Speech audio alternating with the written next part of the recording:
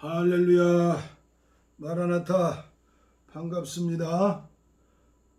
감사합니다. 환영합니다.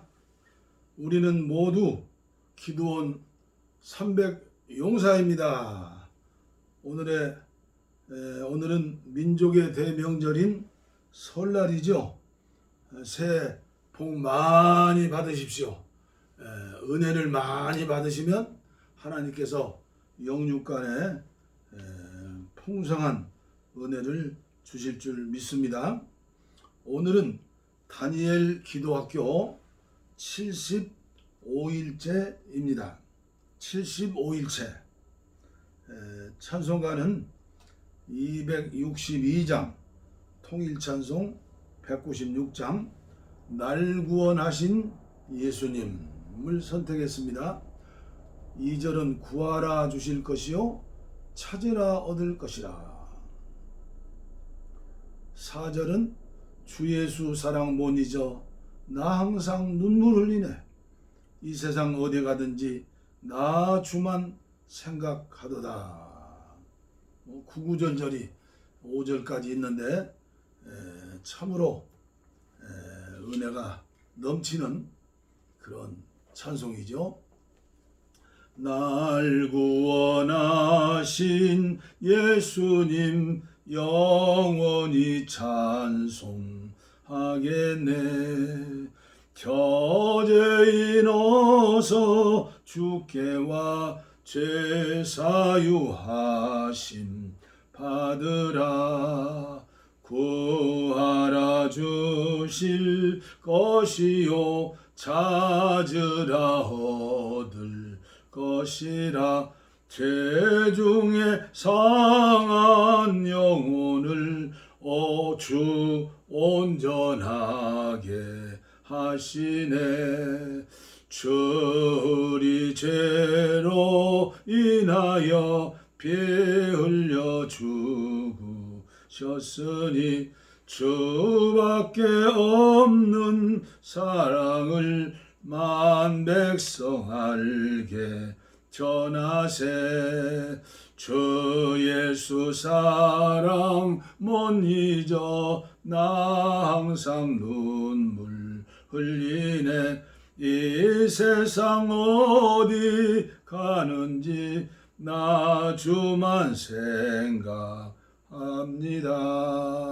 목마른 자의 세매와 영생의 물을 마시라. 내 주를 사랑한데도 늘 맘에 부족하도다. 저 예수 사랑 못 잊어 나 항상 눈물 흘리네. 이 세상 어디 가든지 나 주만 생각합니다.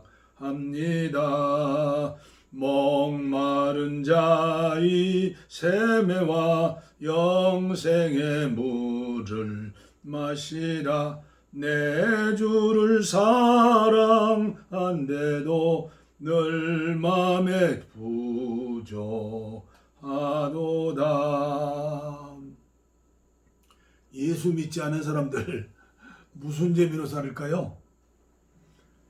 예수 믿으면서도 은혜를 체험하지 못하고 또 기도의 비밀을 깨닫지 못하고 그렇게 사는 교인들 무슨 재미로 믿음 생활을 할까요? 오늘 우리 함께 은혜 받는 시간이 되어야 하겠습니다. 은혜 받은 만큼 우리는 살 수 있습니다. 오늘 본문 말씀은 생략하도록 하겠습니다. 오늘도 한국교회를 대표하는 이재철 목사님의 부흥회시에 전하신 말씀입니다. 녹음으로 전하는 말씀이지만 고요한 중에 집중하시면 잘 들리시리라 믿습니다. 아무쪼록 사모하는 마음으로 듣고 또 들으셔서 돌비에 입력하지 않고 우리는 신비, 마음의 비석에 말씀이 젖어 들어가야죠. 첫째 날은 예배에 대해서 말씀을 드렸습니다. 둘째 날은 어제 말씀 성경에 대해서 말씀을 들었습니다. 셋째 날인 오늘은 기도에 대해서 또 다른 차원에서 귀한 말씀을 주실 겁니다. 넷째 날은 클라이막스로 마지막 날 또 말씀이 전해지겠습니다. 아무쪼록 기도로 준비하시고 오늘도 저와 여러분들이 많은 은혜를 받으시고 기도의 한 마디 두 마디가 자라나는 그런 복된 시간이 되어주시기를 바랍니다.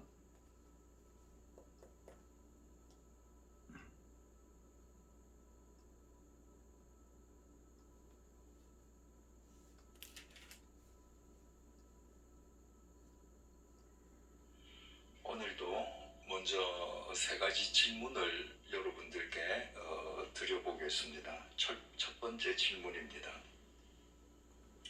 요한복음 14장 13절에서 14절을 통해서 주님께서 이렇게 말씀하셨습니다. 너희가 내 이름으로 무엇을 구하든지 내가 행하리니 이는 아버지로 하여금 아들로 말미암아 영광을 받으시게 하려 함이라. 내 이름으로 무엇이든지 내게 구하면 내가 행하리라. 이건 주님의 말씀입니다. 주님께서 말씀하시기를 너희들이 무엇이든지 내 이름으로 구하면, 내 이름으로 기도하면 내가 다 행할 것이다. 다 응답해 줄 것이다. 이 말씀이에요. 여러분, 우리가 주님의 이름으로 기도하기만 하면 주님께서 다 응답해 주신다면 그것은 엄청난 특권 아닙니까? 근데 주님께서 그리스도인들에게 이런 특권을 주시는 이유가 뭡니까? 왜 이런 특권을 그리스도인에게 주시는가? 한번 진지하게 생각해 보신 적이 있습니까? 두 번째 질문입니다. 주님께서 너희가 내 이름으로 무엇이든지 구하면 내가 다 시행하리라. 다 응답해 줄게. 여러분, 진짜 주님의 이름으로 기도하면 다 응답이 됩니까? 여러분이 평생을 살아오면서 얼마나 기도 많이 했습니까? 근데 그 모든 기도가 다 응답되었습니까? 만약에 누구든지 내가 평생 예수님을 믿었는데 내가 평생 예수님께 기도한 모든 기도는 토시 하나 빠뜨리지 않고 다 응답되었다 라고 고백하는 분이 있으면 그 사람은 100% 거짓말하는 사람입니다. 그런데도 왜 주님은 이렇게 뭐든지 기도해라, 내가 다 응답해 줄게, 왜 이렇게 말씀하시는 겁니까? 세 번째 질문입니다. 마태복음 5장 13절에서 14절을 통해 예수님께서 이렇게 말씀하셨습니다. 너희는 세상의 소금이니 소금이 만일 그 맛을 잃으면 무엇으로 짜게 하리요? 후에는 아무 쓸데없어 다만 밖에 버려져 사람에게 밟힐 뿐이니라. 너희는 세상의 빛이라. 산 위에 있는 동네가 숨겨지지 못할 곳이요. 주님께서는 우리 한 사람 한 사람들을 가리켜서 너희는 세상의 소금이다, 빛이다, 이렇게 말씀하십니다. 바꾸어 말하면 너희들이 나를 믿는 그리스도인이니 그러면 세상의 빛으로 살아라. 너희들은 세상의 소금이 되어야만 한다, 이 말씀입니다. 그런데 우리가 주님을 믿고 주님을 예배하고 주님께 기도하며 그리스도인으로 살아가는 우리가 지금 세상의 빛이고 소금입니까? 한국 그리스도인들이 세상의 빛이고 소금이면 지금처럼 세상으로부터 비난의 대상으로 전락해 있겠습니까? 우리가 그렇게 예배드리고 평생을 기도했는데 우리가 세상의 빛과 소금으로 지금 살고 있지 못하다면 대체 그 이유가 뭡니까? 본문 속에는 새 인물이 등장합니다. 이 본문 속에 등장하는 이 새 인물들의 이야기는 그리스도인의 기도가 어떻게 진전되어 가야 하는지를 우리에게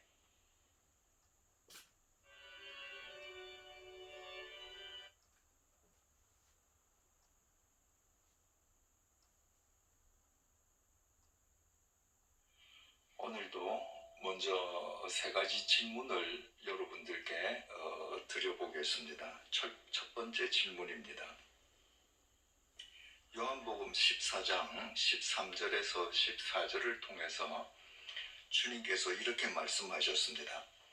너희가 내 이름으로 무엇을 구하든지 내가 행하리니 이는 아버지로 하여금 아들로 말미암아 영광을 받으시게 하려 함이라.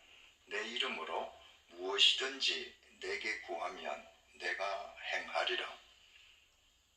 이건 주님의 말씀입니다. 주님께서 말씀하시기를 너희들이 무엇이든지 내 이름으로 구하면, 내 이름으로 기도하면 내가 다 행할 것이다. 다 응답해 줄 것이다. 이 말씀이에요. 여러분, 우리가 주님의 이름으로 기도하기만 하면 주님께서 다 응답해 주신다면 그것은 엄청난 특권 아닙니까? 근데 주님께서 그리스도인들에게 이런 특권을 주시는 이유가 뭡니까? 왜 이런 특권을 그리스도인에게 주시는가? 한번 진지하게 생각해 보신 적이 있습니까? 두 번째 질문입니다. 주님께서 너희가 내 이름으로 무엇이든지 구하면 내가 다 시행하리라. 다 응답해 줄게. 여러분, 진짜 주님의 이름으로 기도하면 다 응답이 됩니까? 여러분이 평생을 살아오면서 얼마나 기도 많이 했습니까? 근데 그 모든 기도가 다 응답되었습니까? 만약에 누구든지 내가 평생 예수님을 믿었는데 내가 평생 예수님께 기도한 모든 기도는 토시 하나 빠뜨리지 않고 다 응답되었다 라고 고백하는 분이 있으면 그 사람은 100% 거짓말하는 사람입니다. 그런데도 왜 주님은 이렇게 뭐든지 기도해라, 내가 다 응답해 줄게, 왜 이렇게 말씀하시는 겁니까? 세 번째 질문입니다. 마태복음 5장 13절에서 14절을 통해 예수님께서 이렇게 말씀하셨습니다. 너희는 세상의 소금이니 소금이 만일 그 맛을 잃으면 무엇으로 짜게 하리요? 후에는 아무 쓸데없어 다만 밖에 버려져 사람에게 밟힐 뿐이니라. 너희는 세상의 빛이라. 산 위에 있는 동네가 숨겨지지 못할 것이요. 주님께서는 우리 한 사람 한 사람들을 가리켜서 너희는 세상의 소금이다, 빛이다, 이렇게 말씀하십니다. 바꾸어 말하면 너희들이 나를 믿는 그리스도인이니 그러면 세상의 빛으로 살아라. 너희들은 세상의 소금이 되어야만 한다, 이 말씀입니다. 그런데 우리가 주님을 믿고 주님을 예배하고 주님께 기도하며 그리스도인으로 살아가는 우리가 지금 세상의 빛이고 소금입니까? 한국 그리스도인들이 세상의 빛이고 소금이면 지금처럼 세상으로부터 비난의 대상으로 전락해 있겠습니까? 우리가 그렇게 예배드리고 평생을 기도했는데 우리가 세상의 빛과 소금으로 지금 살고 있지 못하다면 대체 그 이유가 뭡니까? 오늘 본문 속에는 새 인물이 등장합니다. 이 본문 속에 등장하는 이 새 인물들의 이야기는 그리스도인의 기도가 어떻게 진전되어 가야 하는지를 우리에게 정확하게 일깨워주고 있습니다. 제일 먼저 등장하는 인물이 나병 환자 한센 병자입니다. 오늘 본문 1절을 보시겠습니다. 예수께서 산에서 내려오시니 수많은 무리가 따르니라. 예수님께서 산에서 산상수훈을 마치시고 산을 내려오시니까 수많은 무리가 지금 예수님을 따릅니다. 예수님에게 능력이 있다는 소문을 들은 사람, 이제 방금 산에서 주님의 설교를 들은 사람, 이 사람들이 지금 주님 뒤에 따릅니다. 나병 환자로서는 절대로 나타날 수 없는 공개 장소입니다. 옛날에 나병 환자는 불치병 아닙니까? 그래서 나병에 걸리면 반드시 격리된 장소에 수용되어야 합니다. 그러지 않고 말 속에 살면 다른 사람에게 다 전염시키거든요. 그런데 나병 환자는 수용소에 격리되어야 한다는 그 율법을 어기고 나병 환자가 사람들이 모여있는 공개장소에 나왔다. 그러면 먼저 워닝을 줍니다. 너 들어가라. 경고지요. 그런데 안 들어가지요. 돌로 쳐 죽입니다. 왜?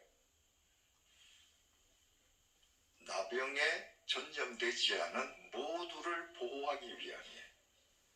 그러니까 지금 예수님이 계신데 한두 사람이 예수님 곁에 있다.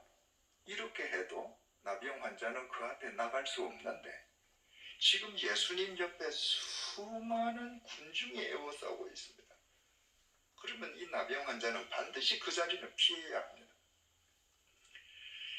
2절 한 나병 환자가 나와 절하며 이르되 주여 원하시면 저를 깨끗하게 하실 수 있나이다 하거늘 이 나병 환자는 돌에 맞아 죽으면 죽으리라. 이 나병 환자에게는 믿음이 있습니다. 주님께서 내 불치병 이 나병을 낫게 해주실 것이라는 믿음이 있습니다. 그 믿음이 돌에 맞아 죽을지도 모른다는 두려움을 이겼습니다. 죽으면 죽으리라. 나가서 주님 앞에 간구합니다. 주님, 당신이 원하시기만 하면 내 썩어 문드러지는 이 문둥병이 새롭게 소생될 수 있습니다. 좀 고쳐주십시오. 3절 예수께서 손을 내밀어 그에게 대시며 이르시되 내가 원하노니 깨끗함을 받으라 하시니 즉시 그의 나병이 깨끗하여 진지라. 예수님께서 이 한센병자의 중심을 보시고 그냥 말만 하셔도 되는데 그 썩어 문드러져가는 그 고름투성이의 그 환처에 당신의 손을 갖다 댔습니다. 내가 원한다. 깨끗함을 받으라. 그 순간에 썩어 문드러지던 이 살이 깨끗하게 소생한 겁니다. 여러분이 이런 경우를 당하셨다면 어떻게 하시겠습니까? 여러분이 예수님이라면 어떻게 하시겠어요? 이 지금 불치병이에요. 썩어 문드러집니다. 나는 죽을 때까지 격리된 장소에서 가족과 떨어져서 살다가 거기서 죽어야 해요. 그런데 내가 믿음으로 예수님을 찾아 나아가서 간구를 했더니 이 고름투성이의 살이 어린아이 피부처럼 깨끗하게 소생이 됐습니다. 그렇다면 누가 말려도 예수가 나를 깨끗게 해주었다고 춤을 추면서 동네방네 다니면서 내가 소리 쳐서 외치지 않겠습니까? 내가 예수님이라면 내가 그렇게 얘기하지 않겠습니까? 너 이제 병 나았지? 내가 누군지 알지? 너 나가서 너 병을 고쳐준 사람이 나 예수라고 너 간증하고 다녀. 그래야 될 것 같지 않습니까? 그런데 4절입니다. 예수님께서 이렇게 말씀하십니다.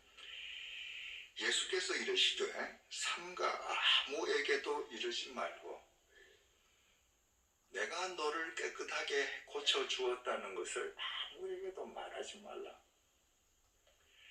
다만 가서 제사장에게 네 몸을 보이고 모세가 명한 예물을 드려 그들에게 입증하라 하시니라. 내가 너를 이렇게 고쳐주었다는 것 누구에게도 말하지 마라. 다만 제사장을 찾아가라. 그리고 율법에 정해진 예물을 바쳐서 제사장에게 네 몸이 깨끗하게 나았다는 것을 공개적으로 입증받으라. 왜냐하면 예전에는 제사장이 의사의 역할도 같이 행하였습니다. 누군가 동네 마을에 사는데 제사장님, 저기 저 사람 살이 허옇게 변하면서 뭐가 이상해집니다. 그럼 제사장이 가서 봅니다. 너 한센병 걸렸구나. 너 지금부터 격리되어서 수용소에 들어가. 그럼 못 나오는 거예요. 그런데 그 중에서 한 사람이 나았단 말입니다. 그러면 이 사람이 나았기 때문에 마을 사람들과 함께 살아도 좋다는 공지를 제사장이 해줘야 되는 겁니다. 그러니까 예수님께서 제사장을 찾아가서 네가 나았다는 것을 입증받아서 이제 정상적인 생활은 하거라. 그러나 내가 너를 고쳐줬다는 말은 아무에게도 하지 마라. 왜 그렇게 하셨을까요? 예수님께서 이 땅에 오신 목적이 인간의 육체의 병을 고쳐주기만을 위해서 오신 분이 아니실 뿐더러 내가 내 소원을 주님 앞에 기도하고 응답받는 것은 기도의 최종 종착점이 아니기 때문입니다. 여러분, 우리는 누구든지 나의 절박한 문제를 가지고 예수님을 찾아가서 예수님 앞에 무릎 꿇을 수 있어요. 그리고 예수님의 응답을 받고 문제 해결함을 받는 경험을 가져야 합니다. 내가 내 문제를 예수님에게 아뢰고 예수님께서 내 기도를 응답하셔서 내 문제를 해결해 주시는 이 영적인 신앙적인 경험이 없으면 예수님은 나의 주님이 될 수 없습니다.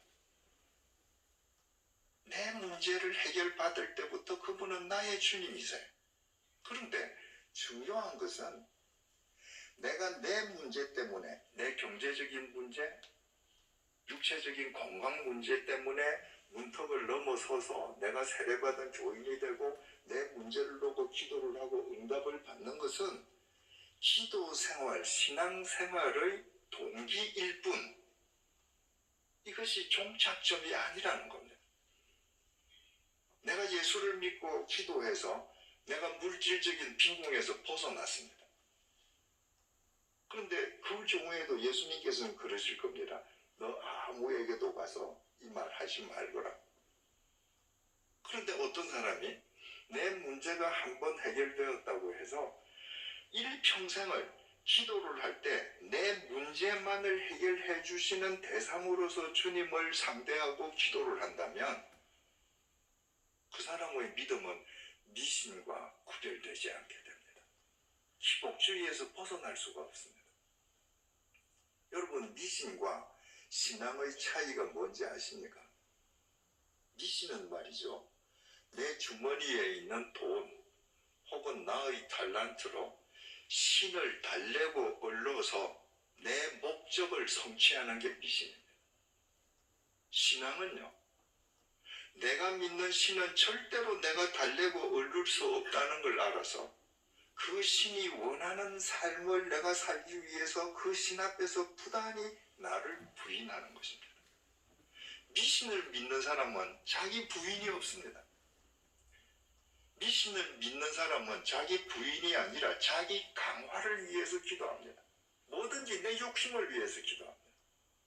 그러니까 이 나병 환자가 자기 육체가 깨끗해졌는데 평생 그 수준에 머물러서 평생을 신앙생활을 했다.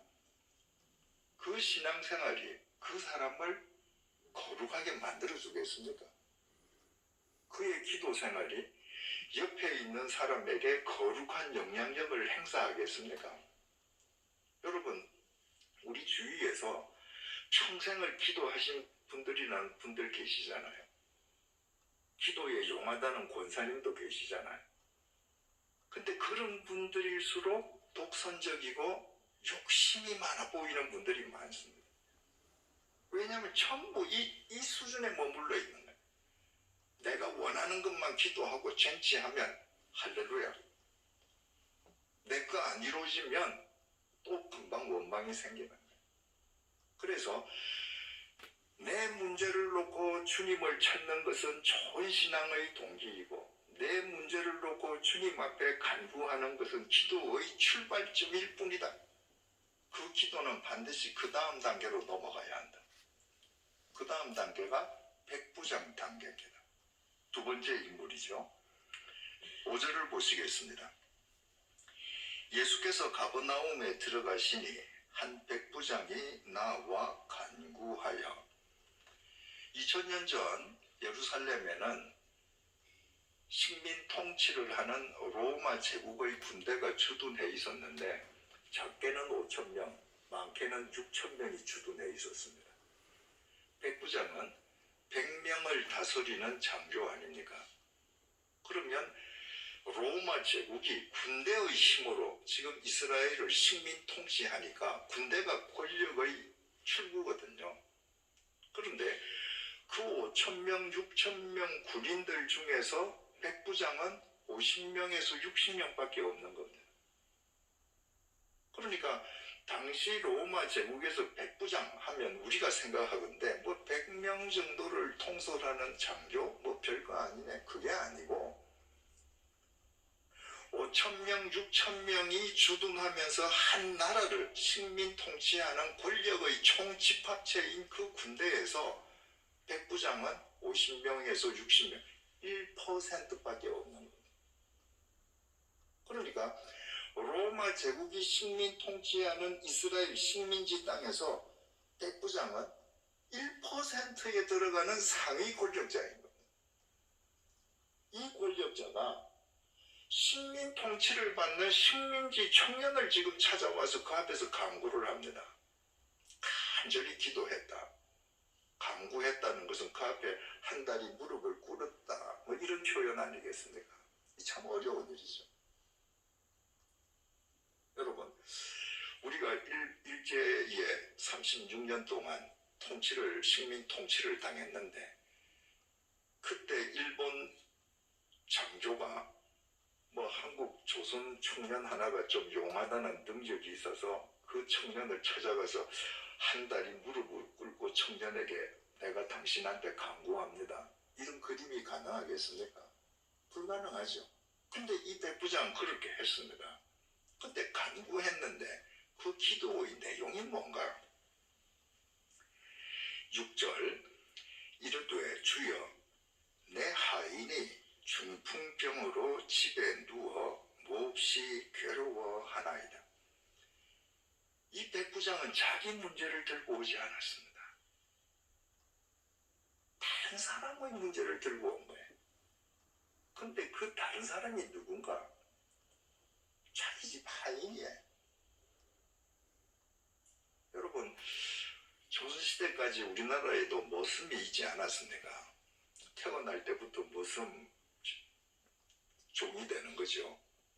근데 우리나라 머슴은 말이죠, 그 주인하고 그래도 인격적인 관계입니다. 그래서 농도 주고받고 뭐 칼을 쓰고 주인을 놀리기도 하고 그러지 않습니까? 그런데 헬라어 원어 성경에 기록되어 있는 파이스는 노예라는 말입니다. 2000년 전 로마 제국은 계급사회입니다. 노예는 인간이 아닙니다. 짐승하고 같아요. 그런데 이스라엘에서 1%의 상위 권력자 그룹에 들어가는 백부장이 식민 통치를 받는 이스라엘 청년을 찾아와서 한 다리를 꿇고 간구하는데 자기 집 노예를 위해서 기도합니다. 우리는 내 문제가 아니면 다른 사람을 위해서 기도한다 라고 하더라도 뭐 내 아니면 내 남편, 내 자식, 내 아내, 뭐 우리 부모님 다 나하고 뭔가 관련성이 있는 사람이에요. 이 사람은 그 노예하고 피 한 방울 섞여 있지 않습니다. 오히려 노예 때문에 식민 통치받는 그 이스라엘의 젊은 청년 앞에 가서 무릎 꿇고 기도했다. 이 놀림감 될 수 있죠. 근데 이 백부장은 이 노예를 위해서 무릎을 꿇고 간구를 합니다. 당시에 중풍병도 불치병 아닙니까? 그러니까 이 고급 장교가 예수를 찾아와서 무릎을 꿇기까지 이 백부장이 그 노예를 낫게 하려고 여러 가지 방법을 썼던 것을 의미하죠. 그런데도 안 되니까 마지막에 예수를 찾아와서 주님, 내 하인이 중풍병으로 지금 괴로워합니다. 7절 이르시되 내가 가서 고쳐주리라. 예수님께서 그 백부장의 중심을 보시고 가자, 내 고쳐주마. 8절에서 9절입니다. 백부장이 대답하여 이르되 주여 내 집에 들어오심을 나는 감당하지 못하겠사오니 다만 말씀으로만 하옵소서. 그러면 내 하인이 낫겠사옵나이다. 나도 남의 수하에 있는 사람이요 내 아래에도 군사가 있으니 이더러 가라 하면 가고 저더러 오라 하면 오고 내 종더러 이것을 하라 하면 하나이다. 주님께서 지금 가자, 너희 집 가자, 내가 고쳐줄게. 그럼 웬만하면 웰컴 이러고 주님 모시고 가야 되잖아요. 이 백부장이 아닙니다. 주님, 저같이 비천한 사람이 주님 같은 분을 저희 집에 모시다니요, 있을 수 없습니다. 제가 백부장밖에 안 되어도 제 수하의 부하에게 너 이거 해 저리 가 하면 제 명령을 따릅니다. 주님, 여기 서셔서 명령만 하십시오. 제 하인 낳으라고. 그러면 제 하인 낳을 줄로 믿습니다. 여러분, 이게 무슨 말입니까? 지금 이 백부장은 자기 눈앞에 서 있는 이 식민지 백성, 이 청년 예수가 시간과 공간을 초월한 메시아인 걸 아는 겁니다. 그러니까 당신이 안 오셔도 돼요. 당신이 이 공간에서 명령을 해도 시간과 공간을 초월해서 내 집에 있는 하인이 나을 것을 저는 믿습니다. 위대한 신앙 고백입니다. 저는 이 교회는 그렇게 하는지 저는 모르겠습니다. 흔히 한국 교인들이 말입니다. 통성으로 기도할 때 주여 삼창하고 기도합니다. 왜 합니까? 소리를 내서 주여 주여 주여 3번을 불러야 주님이 오시는 거예요. 무당이 북치고 무슨 뭐 방울을 치고 해야 귀신이 오는 거하고 똑같습니다. 주여 삼창을 해야 그 주님이 주무시다가 겨우 너희들 무슨 기도하냐? 들으시는 거예요. 이 백부장 보세요. 안 오셔도 됩니다. 당신은 내 눈앞에 계시지만 이미 우리 집에도 계십니다. 명령하십시오. 이 백부장이 주여 삼창 그런 거 안 합니다. 10절 예수께서 들으시고 놀랍게 여겨 다우마조 감탄하셨습니다. 이 백부장의 믿음에 예수님께서 감탄하신 것입니다. 따르는 자들에게 이르시되 내가 진실로 너희에게 이르노니 이스라엘 중 아무에게서도 이만한 믿음을 보지 못하였노라. 이만한, 이것이 헬라어 원문에 토스라고 기록되어 있습니다.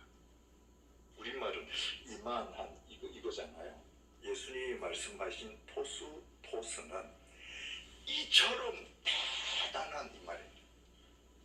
예수님께서 자기를 앞에 놓고 시공을 초월한 메시아임을 알고 고백하는 그 백부장 믿음을 가리켜서 내가 이처럼 대단한 믿음을 본 적이 없다라고 감탄하신 겁니다.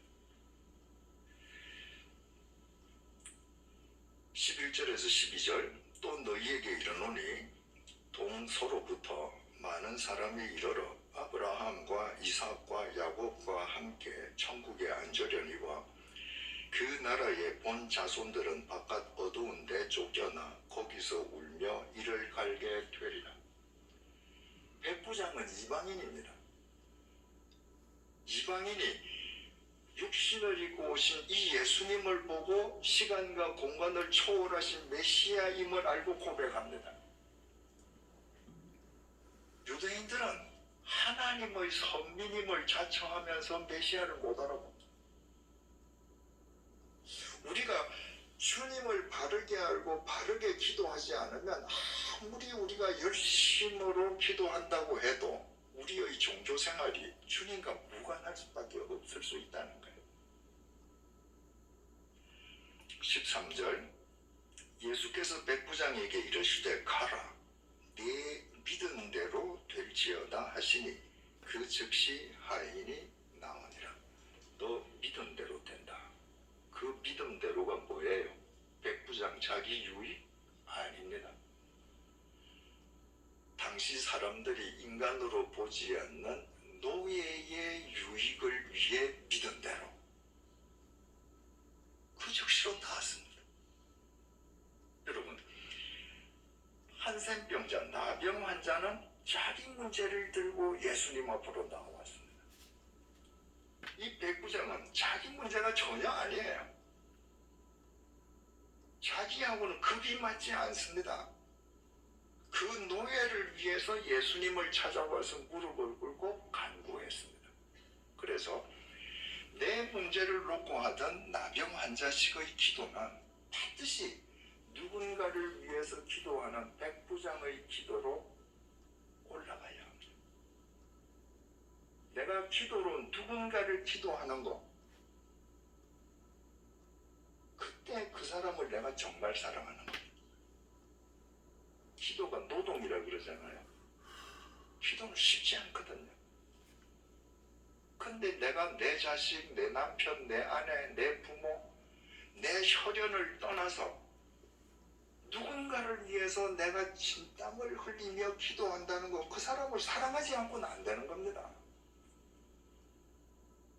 내가 누군가를 위해서 기도했는데 주님께서 그 사람의 삶에 개입하셔서 주님의 때에 응답되는 것을 내가 확인할 때 내 믿음의 경지가 넓어지는 겁니다.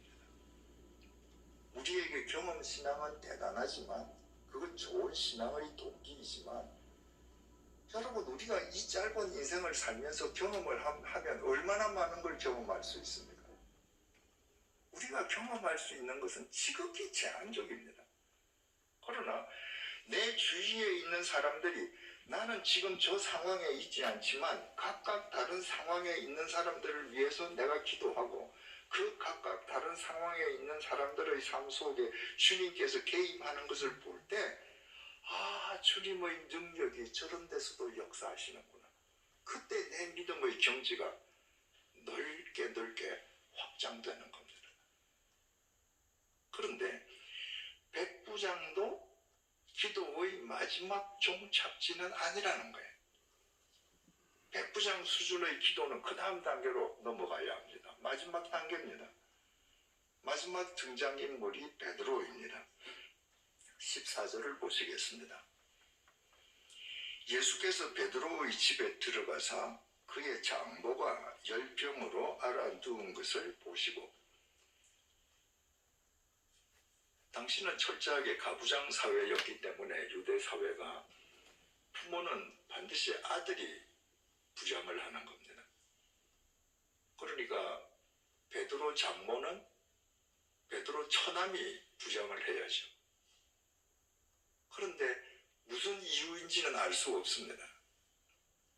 베드로 장모에게 베드로 아내인 딸 이외에는 자식이 없었는지, 그 집이 몰락했는지, 아들들이 전부 다 망했는지, 어쨌든 베드로는 결혼해서 장모를 모시고 살았습니다. 이 장모가 열병에 걸렸습니다. 자, 첫 번째 나병 환자, 백부장이 하인 문제를 가지고 왔던 하인의 중풍병, 베드로 장모 열병, 이게 다 불치병이에요. 열병도 걸리면 그냥 열나다가 죽는 거예요. 그런데 예수님께서 베드로와 함께 베드로의 집에 들어가셔서 베드로 장모가 열병으로 지금 알아 누워서 열이 펄펄 끓는 걸 보셨습니다. 베드로에게는 절호의 기회 아닙니까? 예수님 옷자락 딱 붙잡고 예수님, 내 안 그래도 예수님 청하려고 했는데 우리 집 잘 들어오셨습니다. 우리 장모님 좀 고쳐주세요. 베드로에게는 더 이상 좋은 기회가 있을 수 없습니다. 15절입니다. 그의 손을 만지시니 열병이 떠나가고 여인이 일어나서 예수께 수종들더라. 베드로는 한마디도 기도하지 않았습니다. 그런데 예수님께서 베드로의 장모가 열병으로 알아 누운 것을 당신이 보시고 당신의 손으로 만져서 낫게 해주셨습니다. 기도 안 했는데, 간구 안 했는데 예수님께서 먼저 낫게 해주셨습니다. 왜 그렇게 해주셨습니까? 베드로가 주님과 동행했기 때문입니다. 이것이 우리 기도의 마지막 종착지입니다. 우리의 기도는 내 문제로 시작해서 기도의 문턱을 넘어서 다른 사람을 위해서 기도하면서 기도의 지경을 넓혀가다가 마지막 지점은 주님과 동행하기 위해서 기도하는 것입니다. 이 지점에 올라가면 나한테 필요한 거, 나의 어떤 요구를 위해서 주님 앞에 기도하는 것은 필요하지 않다는 걸 알게 됩니다. 내가 주님과 동행하는 삶을 사는 한 나한테 필요한 것은 주님께서 책임지신다. 베드로가 주님과 동행할 때 베드로 장모가 알아 누운 것을 주님께서 보고 아시고 주님께서 낫게 해주시는 거예요. 이것이 우리의 기도의 마지막 단계가 되어야 합니다. 이런 기도가 우리의 삶을 변화시킵니다. 이런 기도가 그 한 사람으로 인해 그가 속한 공동체가 새로워지게 하고 그가 처해 있는 한 사회의 한 부분이 정화되게 합니다. 이제 기도와 관련된 성구들을 우리 함께 묵상을 해보십시다. 마태복음 6장 7절을 우리 한번 같이 찾아보실까요?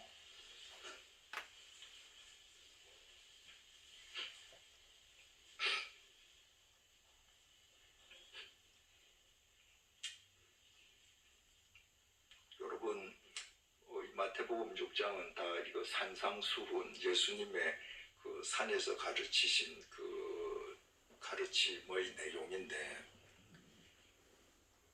예수님께서 이 땅에 오셔서 제일 먼저 하신 말씀은 회개하라 천국이 가까웠다. 마태복음 4장 17절에 기록되어 있습니다. 근데 그건 설교 내용이 아니라 핵심을 한 줄로 정리한 거예요. 예수님께서는 천국을 위해서 오셨고 인간으로 하여금 천국으로 돌아서게 하셨다. 그런데 예수님의 설교의 전문이 처음으로 기록된 것은 산상수훈이 처음입니다. 그 산상수훈의 첫 주제가 뭐냐면 복이에요. 예수님께서 2000년 전에 처음으로 체계적인 설교를 하시면서 첫 설교의 주제가 복이라는 것은 지금하고 똑같이 2000년 전에도 사람들이 복을 잘못 알고 있는 거예요. 전부 기복주의의 노예가 되어 있는 거예요. 그래서 예수님께서 얘들아, 잘 먹고 잘 사는 게 복이 아니다. 마음이 가난한 자가 복된 거야. 화평케하는 사람이 복된 거야. 마음이 청결한 사람이 복된 거야. 의를 위해서 핍박받는 사람이 복된 사람이야. 복의 개념을 새롭게 정립해 주셨습니다. 그 설교가 연이어진 설교의 두 번째 주제가 기도입니다. 당시의 사람들이 기도도 잘못하는 거예요. 기도도 전부 자기 울타리를 못 벗어나는 거예요. 주님께서 이렇게 말씀하십니다. 마태복음 6장 7절입니다. 또 기도할 때에 이방인과 같이 중언부언하지 말라. 그들은 많이 하여야 들으실 줄 생각하느니라.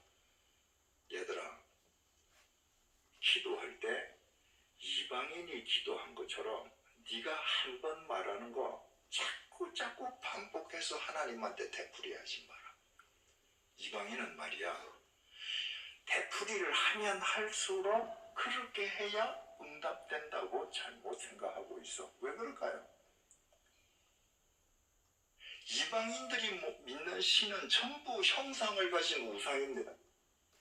금속이든 나무든 돌이든 형상이 있습니다. 우상이에요. 성경의 말처럼 그 우상은 눈이 있으나 보지 못하고 귀가 있으나 듣지 못하고 입이 있으나 말하지 못해요. 근데 그걸 신이라고 가서 내가 기도해요. 그런데 이 우상이 입은 있는데 말을 해주지 않으니까 내가 가서 오늘 기도했는데 들었다는 확신이 없습니다. 내일 가서 또 해야 돼. 언제까지? 자기 최면이 끝날 때까지. 자기 최면이 끝날 때까지. 그러니까 우상을 향해서 기도하는 건 자기 최면 거는 거예요. 그래서 자기 최면을 걸어서 자기 확신이 생기면 이제 이 우상이 들었겠거니 이렇게 하는 거예요. 예수님께서 그렇게 하지 마라. 8절입니다. 그러므로 그들을 본받지 말라. 구하기 전에 너희에게 있어야 할 것을 하나님 너희 아버지께서 아시느니라. 여러분, 여러분들이 기도할 때 대전제가 뭡니까? 내가 지금 공기를 진동시켜서 이 기도를 주님한테 내 사정을 아뢰지 않으면 주님께서 모르신다는 전제로 기도하지. 내가 주님한테 말하지 않아서 주님이 모르면 그런 신을 우리가 왜 믿습니까? 주님께서는 네가 구하기 전에 너한테 필요한 건 내가 다 알고 있다. 그래서 우리 하나님 아닙니까? 여러분, 내가 기도를 하는데 내가 이 말을 하지 않으면 하나님은 나를 몰라 라는 전제로 기도하는 것과 내가 기도를 하는데 나한테 필요한 것은 주님께서 다 알고 계셔 라는 전제로 기도하는 것과 기도 내용과 질과 수준이 같을 수 있겠습니까? 내가 이 말을 안 하면 하나님이 모른다고 생각하니까 주여 삼창뿐만 아니라 매일 똑같은 기도해야 되는 겁니다. 새벽마다 해야 되는 겁니다. 여러분, 그것이 믿음의 기도인가요? 제가 예를 들어서 설명을 해보겠습니다. 지금 1월달이잖아요. 이제 3월달 되면 대학교가 새 학기가 시작되겠죠. 6월달 되면 등록금을 낼 거 아닙니까? 어느 날 학교에서 등록금 고지서가 왔습니다. 자식이 아버지한테 등록금 고지서 내고 아버지 6월 말까지 이거 등록금 내야 됩니다. 아버지가 그래 알았다. 고지서 내한테 다오. 점심 먹는데 또 아버지 6월달까지 등록금 내야 됩니다. 저녁 먹는데 아버지 6월달까지 내어주실 줄로 믿습니다.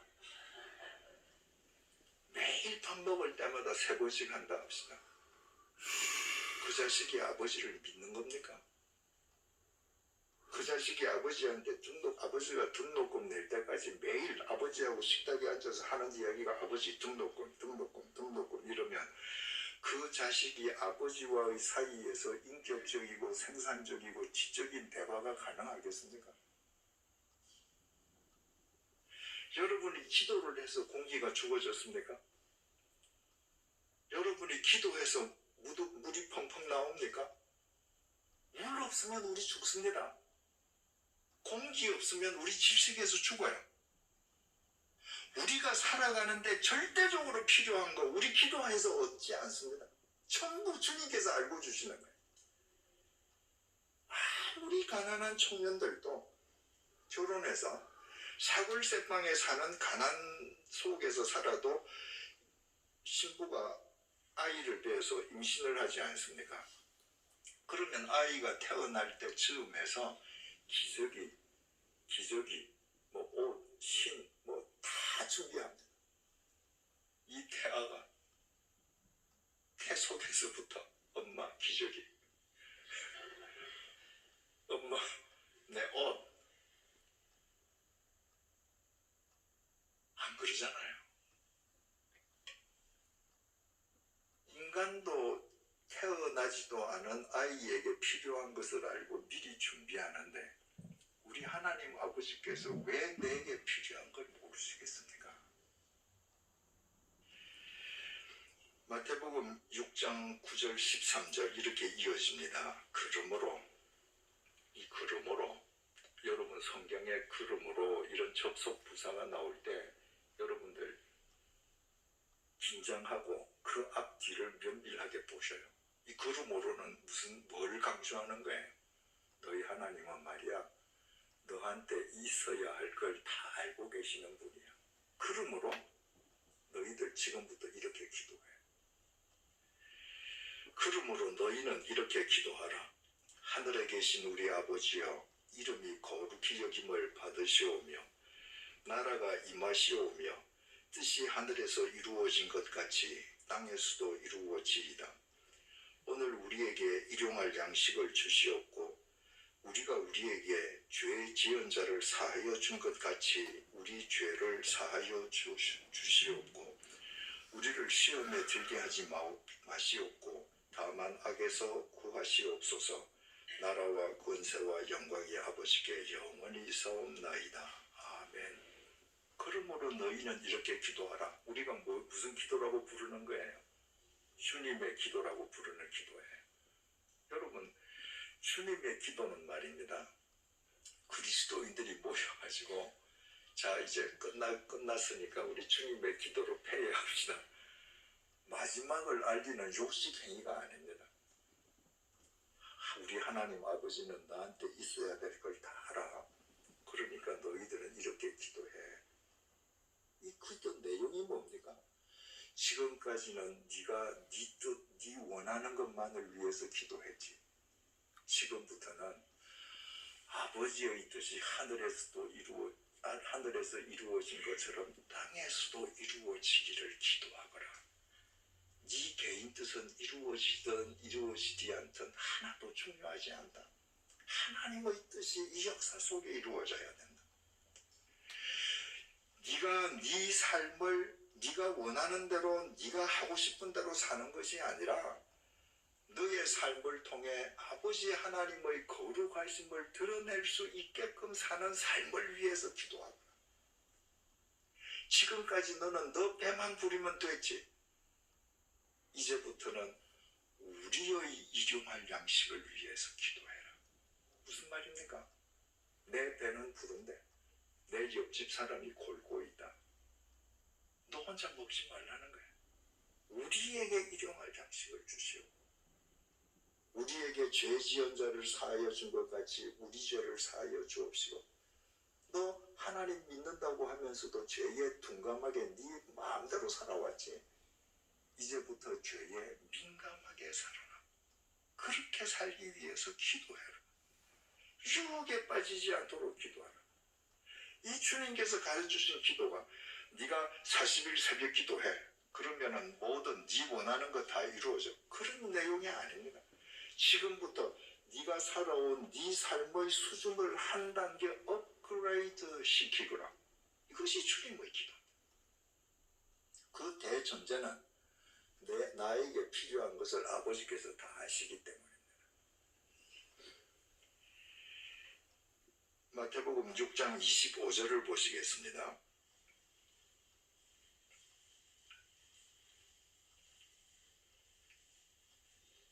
그러므로 내가 너희에게 이르노니 목숨을 위하여 무엇을 먹을까 무엇을 마실까 몸을 위하여 무엇을 입을까 염려하지 말라.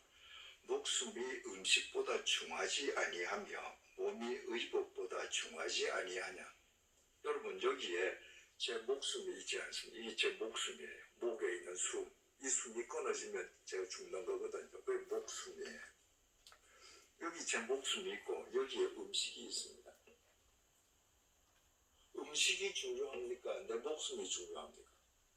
당연하게 내 목숨이 중요하죠. 여기에 제 옷이 있습니다. 이 옷이 중요합니까? 제 몸이 중요합니까? 내 몸이 중요하죠. 그러면 여러분 우리가 뭘 위해서 기도해야 되겠습니까? 내가 좀 덜 먹고 못 입어도 내가 이 세상에 살아있는 동안 내 코끝에서 나의 숨이 멎는 순간까지 내가 어떤 가치의 목숨으로 이 세상을 살아갈 것인가? 내가 좀 다른 사람보다 못 입더라도 이 몸을 내가 의의 병기로 살아갈 것인가 아니면 욕망의 도구로 살아갈 것인가? 를 위해서 기도해야 되지 않겠어요?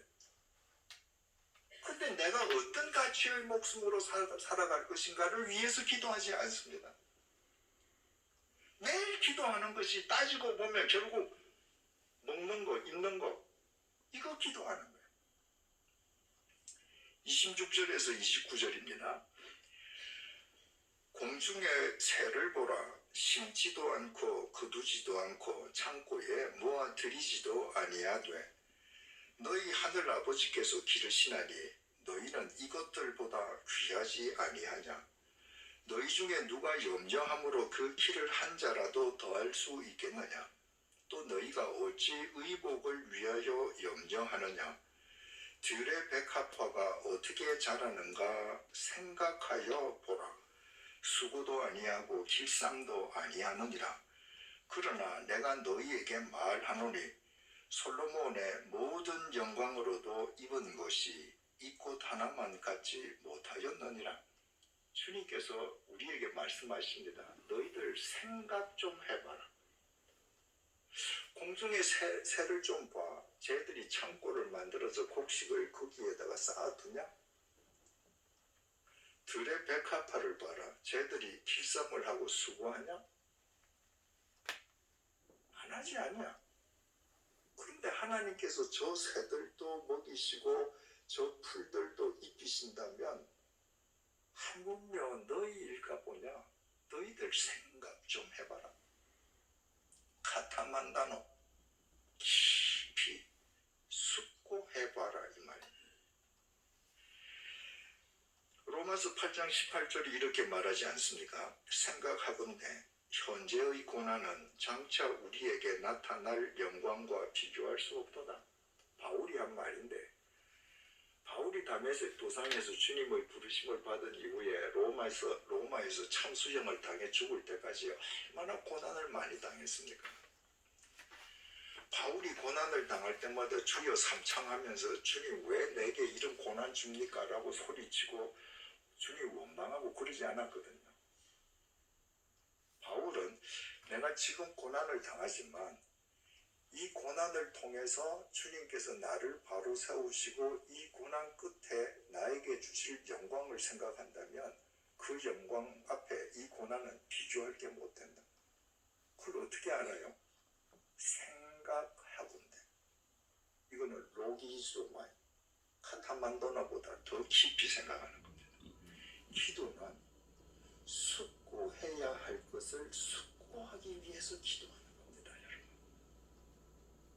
내가 지금 돈이 없는데, 내가 지금 고난을 당하는데, 주께서 나를 위해서 십자가에서 당신의 몸을 버려서 나를 구원하셨는데, 나를 이 고난에 내버려 두시고 나를 골리려고 하시는가? 아니다. 이 고난을 통해서 내 몸에서 불필요한 근육은 다 빼고 내게 필요한 영적 근육을 더 입혀주셔서 나를 더 주님의 도구로 우뚝 세워주시기 위함이다. 그런 기도를 드리고 숙고할 때 우리가 이 세상에서 못 넘을 고난의 강이 어디에 있겠습니까? 그런데 기도하면서 우리는 숙고해야 될 것을 숙고하지 않습니다. 내 감정의 우물에서 벗어나지 않습니다. 그렇게 매일 기도는 같은 말의 되풀이에요. 30절 오늘 있다가 내일 아궁이에 던져지는 들풀도 하나님이 이렇게 입히시거든 하물며 너희일까 보냐 믿음이 주신 백합화가 이렇게 예쁜데 이거 시들면 내일이면 아궁이에 던지지 않니? 오늘 있다가 내일 아궁이에 던져서 불사르는 들풀도 이렇게 아름답게 주님께서 입히신다면 하물며 당신의 피값으로 구원한 너희 드릴까 보냐. 이 믿음이 작은 자들.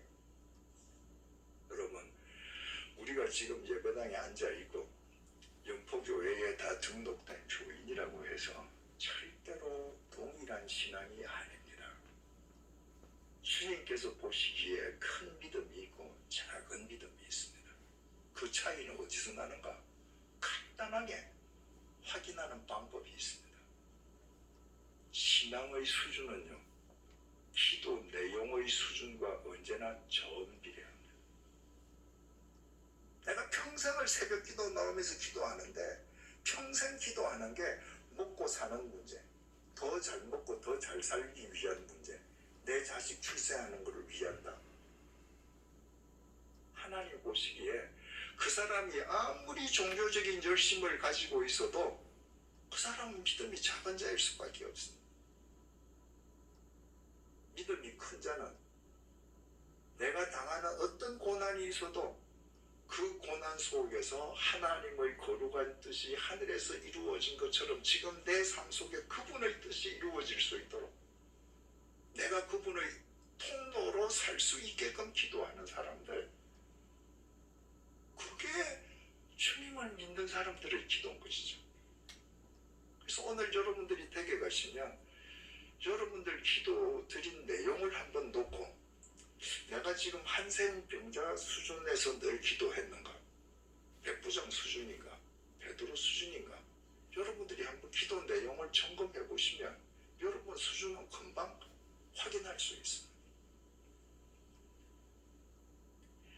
31절에서 32절입니다. 그러므로 염려하여 이르기를 무엇을 먹을까, 무엇을 마실까, 무엇을 입을까 하지 말라. 이는 다 이방인들이 구하는 것이라. 너희 하늘 아버지께서 이 모든 것이 너희에게 있어야 할 줄을 아시느니라. 아까 마태복음 6장 8절 말씀을 주님께서 다시 반복하십니다. 너희에게 있어야 할 것을 아버지 다 아신다. 왜냐하면 하나님께서 나를 다 알고 계신다고 기도하는 이 전제가 우리 기도의 수준을 높게 만드는 거거든요. 이 전제가 없어질 때 우리는 매번 나의 사정을 아뢰지 않으면 저분이 모르신다고 마치 이방인들이 목석을 신이라고 기도하는 것처럼 똑같이 하게 되는 것입니다. 33절 그런즉 너희는 먼저 그의 나라와 그의 의를 구하라. 그리하면 이 모든 것을 너희에게 더하시리라. 여기에 먼저라고 번역되어 있는 헬라어 프로토는 무엇보다도 먼저입니다. 그러므로 너희는 무엇보다도 먼저 그의 나라와 그의 의를 구하라. 그러면 나머지는 다 내가 책임져 줄게. 왜? 너한테 뭐가 있어야 되는 거 내가 알고 있으니까. 그러면 하나님의 나라와 그의 의를 구하는 기도라는 건 도대체 뭔가? 성경 로마서에서 의는 하나님과 바른 관계 아닙니까? 그러니까 너희들은 먼저 하나님과 바른 관계 속에서 살기 위해 기도하거라. 바른 관계 속에서 하나님과 동행하는 삶을 위해서 기도해라. 그러면 베드로가 한마디도 기도 안 했는데 주님께서 하시고 그 장모 10병을 고쳐주시듯이 나머지는 다 내가 책임져 주마. 우리는 입장이 어떻습니까? 주님, 나한테 지금 이런 게 필요한데 당신이 먼저 해결해줘요. 그러면 내가 당신하고 바른 관계 속에서 당신하고 동행할게요. 이건 믿음이 아니라 거래입니다. 믿음은 여러분 거래가 아닙니다. 내가 보고 그 본 것이 내가 충족되었기 때문에 충족된 만큼 내 걸 주는 거 누구나 하는 겁니다. 믿음은 나한테 주어지지 않았는데 나한테 보이지 않는데 그럼에도 불구하고 그 언약을 믿고 하는 것, 이것이 믿음입니다. 그러니까 우리는 항상 먼저 주시면 내가 갈게요. 주님은 아니다. 네가 먼저 하나님과 바른 관계 속에서 하나님과 동행하는 삶을 살아라. 그 삶을 위해서 기도해라. 그러면 모든 걸 책임져 주는 거 네가 확인하게 될 것이다. 34절. 그러므로 내일 일을 위하여 염려하지 말라.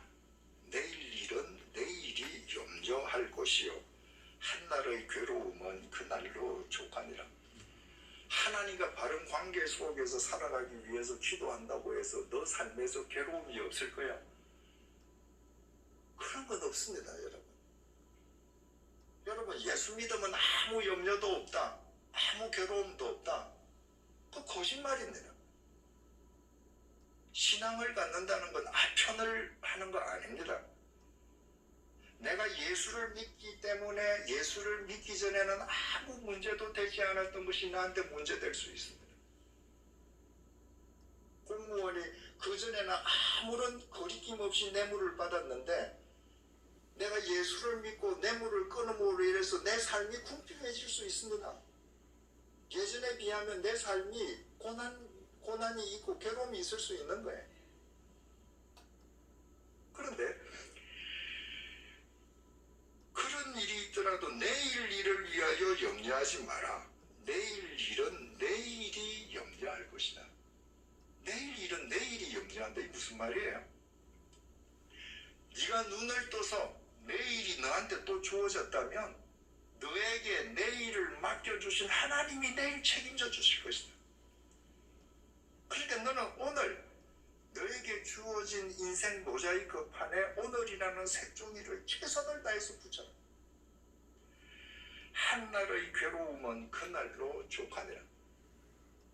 우리의 삶에 괴로움이 있기 때문에 그 괴로움 때문에 우리는 하나님과 더 가까이 갑니다. 바울이 평생 병자로 살지 않았습니까? 내 병 낫게 해달라고 3번을 간절히 기도했지만 하나님께서 안 들어주셨습니다. 여러분 생각해 보셔요. 바울이 죽은 주 누구도 살려요.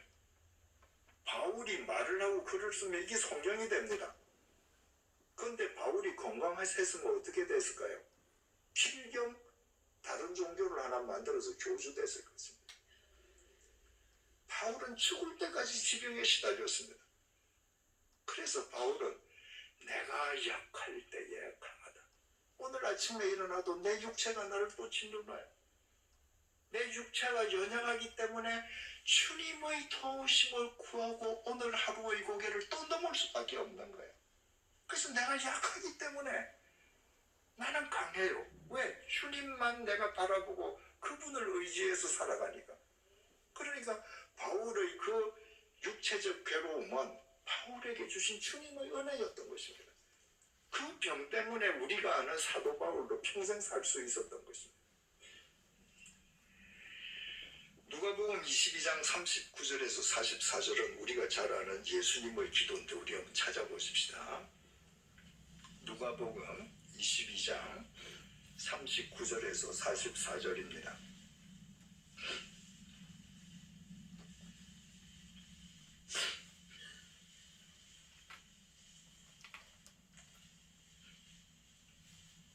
누가복음 22장 39절에서 44절 신약성경 135쪽입니다.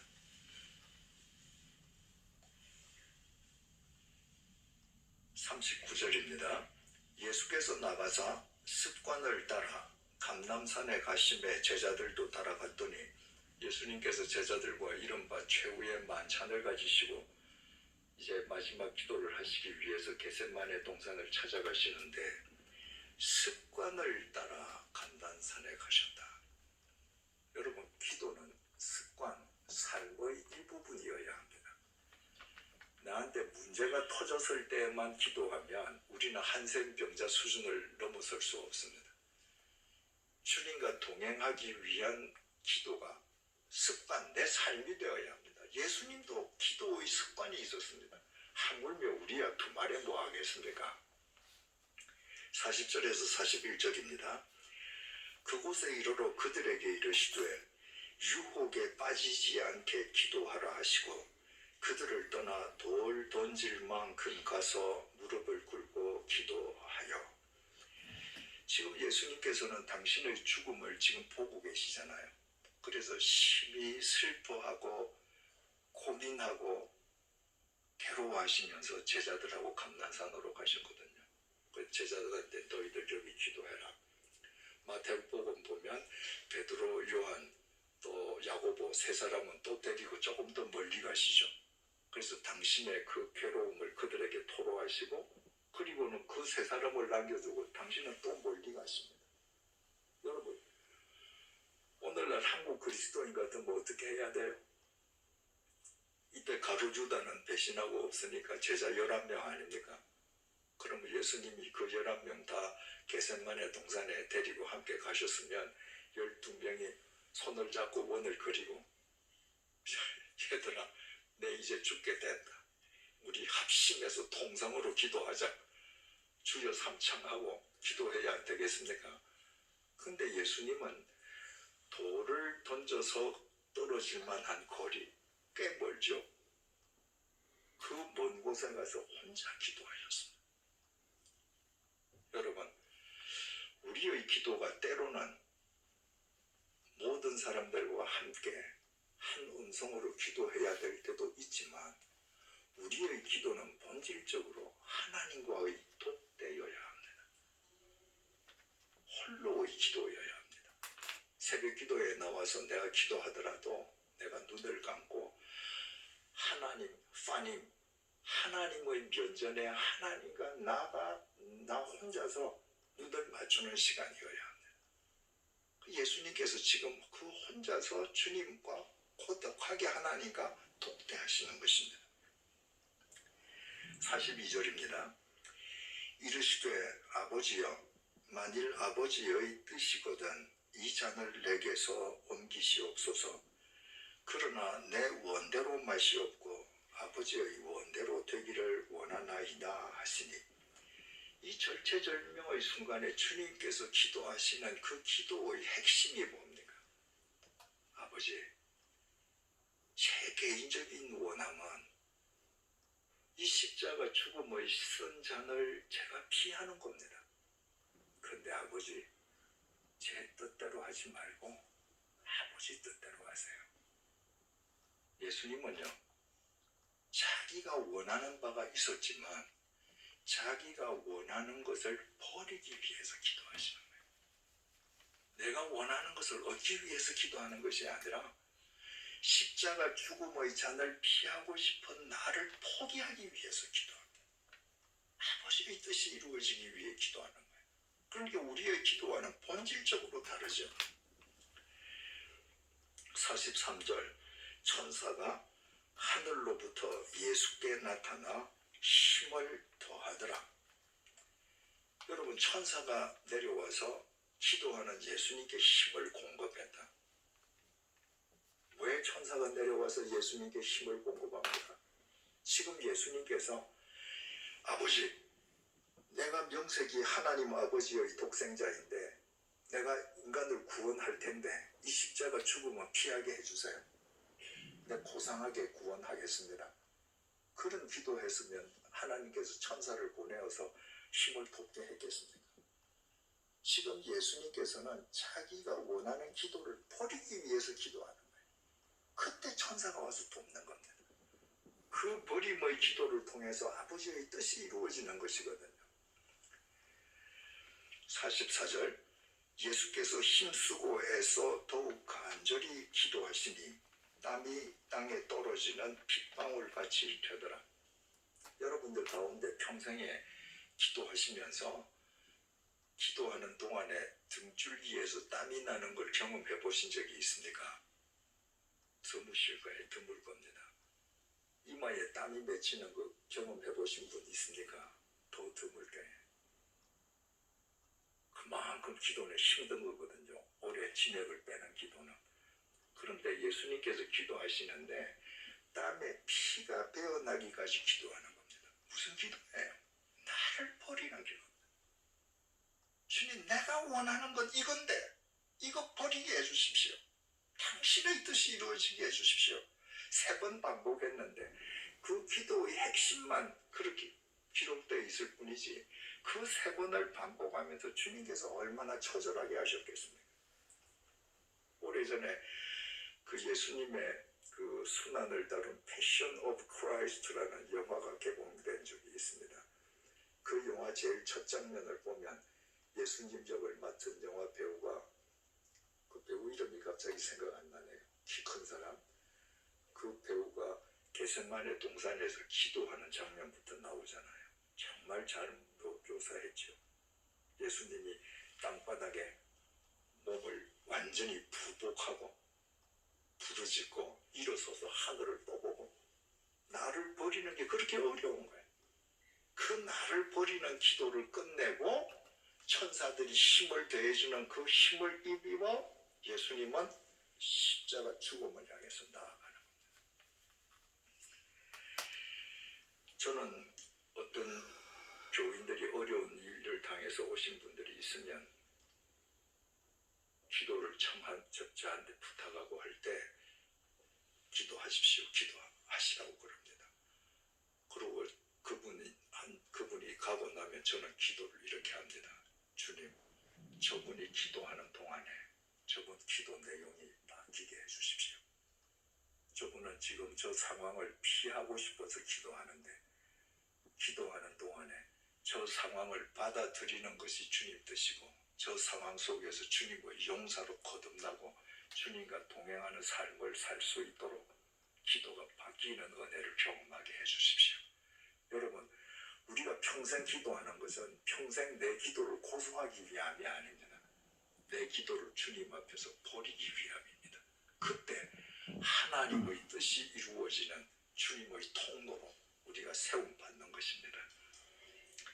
히브리서 7장 23절 25절 한번 보실까요? 신약 성경 360쪽입니다. 히브리서 7장 23절에서 25절 360쪽입니다.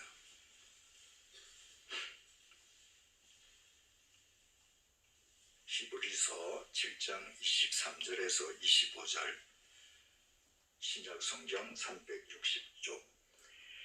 제사장 된 그들의 수요가 많은 것은 죽음으로 말미암아 항상 잊지 못함이로되 예수는 영원히 계심으로 그 제사장 직분도 갈리지 아니하느니라. 그러므로 자기를 힘입어 하나님께 나아가는 자들을 온전히 구원하실 수 있으니 이는 그가 항상 살아계셔서 그들을 위하여 간구하심이라. 세상의 제사장들은 자꾸 바뀌어요. 왜냐하면 제사장들은 죽거든요. 그러면 또 새 제사장이 나옵니다. 그런데 죽음을 깨뜨리고 부활하신 예수님은 영원한 제사장이에요. 그래서 그분은 갈리지 않습니다. 근데 중요한 것은요, 그분이 자기에게 나아가는 자들을 온전히 구원하실 수 있는데 그 이유는 그가 항상 살아계셔서 그들을 위하여 간구하시는 거예요. 주님께서는 이재철이라는 허랑방탕하던 한 인간을 수렁에서 구하시고 이재철을 구하신 당신의 뜻이 있기 때문에 이 이재철이가 일평생 당신 안에서 어떻게 살면 좋겠다는 당신의 기도가 있습니다. 성부 하나님을 향한 주님의 기도가 있습니다. 우리의 기도가 주님의 기도처럼 나의 뜻을 고수함이 아니라 나의 모든 사정을 아시는 그분 앞에서 내가 고수하려던 기도의 제목을 버리고 하나님 아버지께서 원하시는 뜻을 분별하기 위한 기도로 땀에 피가 배어날 정도로 기도하는 사람이 될 때 우리는 나를 위해서 기도하시는 주님과 기도 속에서 만나게 됩니다. 그 주님의 눈으로 주님께서는 도대체 내가 어떤 인간으로 하나님과 바른 관계를 맺으며 살아가기를 원하실까 알게 되는 거예요. 로마서 8장 26절을 다시 보십시다. 로마서 8장 26절 신약 성경 250쪽입니다.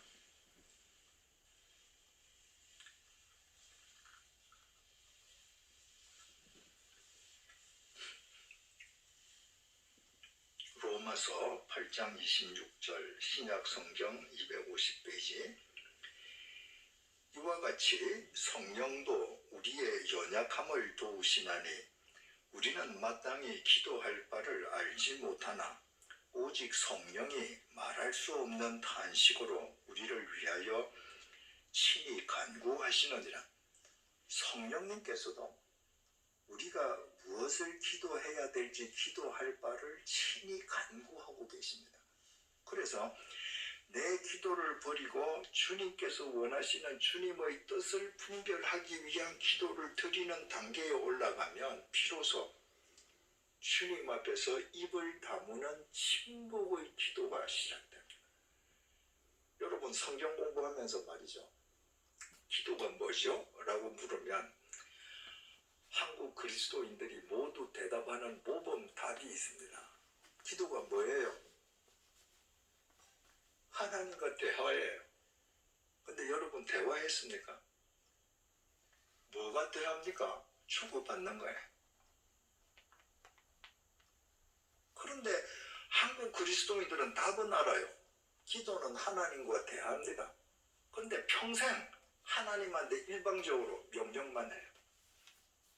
하나님의 말을 듣지 않습니다. 그러니 그 기도가 그 영적 수준을 향상시켜 주겠습니까? 우리는 하나님 앞에서 입을 다물 수 있어야 합니다. 그날 새벽 기도에 선포된 그 성경 구절, 그 말씀의 구절을 거울 앞에서 입을 다물 수 있어야 합니다. 오늘 새벽에 주님께서 주신 이 성경 말씀을 통해서 지금 나에게 뭘 요구하시는가? 내가 하나님과 어떤 바른 관계 속에서 오늘 하루를 또 살아내게 하시는가? 침묵할 수 있어야. 우리의 영적 내공의 힘은 주님 앞에 무릎을 꿇고 침묵하는 시간의 길이와 저 길이야. 한국 개신교인들이 열심히 읽고 누구보다도 열성적으로 봉사하고 다 하는데 내공이 없습니다.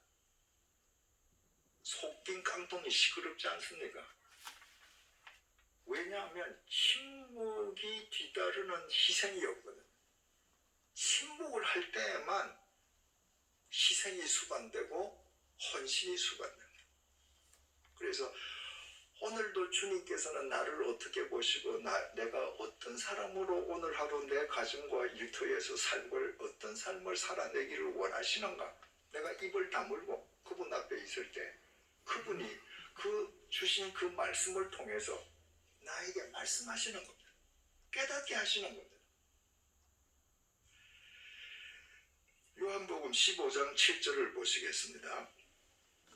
요한복음 15장 7절 신약 성경 174쪽입니다. 신약 성경 174쪽 요한복음 15장 7절.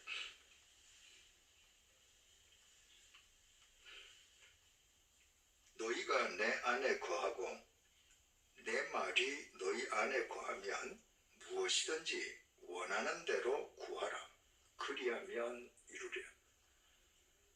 내가 내 기도를 버리고 기도를 통해서 하나님의 뜻을 분별하고 오늘도 내가 어떻게 살아내어야 할 것인지 하나님께서 원하시는 그 모습을 내가 찾아갈 때 그때부터 내 기도가 이루어지기 시작합니다.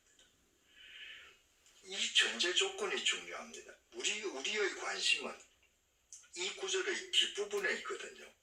무엇이든지 원하는 대로 구하라. 그리하면 이루리라. 우리의 관심은 여기에 있습니다. 근데 주님의 말씀의 비중은 앞부분에 있습니다. 너희가 내 안에 거하고 내 말이 너희 안에 거하면 무엇이든지 원하는 대로 구하라. 그리하면 이루리라. 이 요한복음 15장은 포도나무 비유 아닙니까? 예수님께서 얘들아 하나님은 농부시야.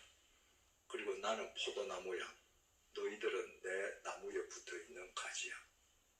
너희가 가지가 포도나무 나한테 붙어있고 내 말이 너희 안에 거하면 내 포도나무의 진액이 너희들 속에 거하면 무엇이든지 나한테 구해. 다 응답될 거예요. 여러분 한번 생각을 해보세요. 포도나무에 붙어있는 포도나무 가지가 기도하면서 나 올해 멋진 사과를 맺게 해주세요. 기도하겠습니까?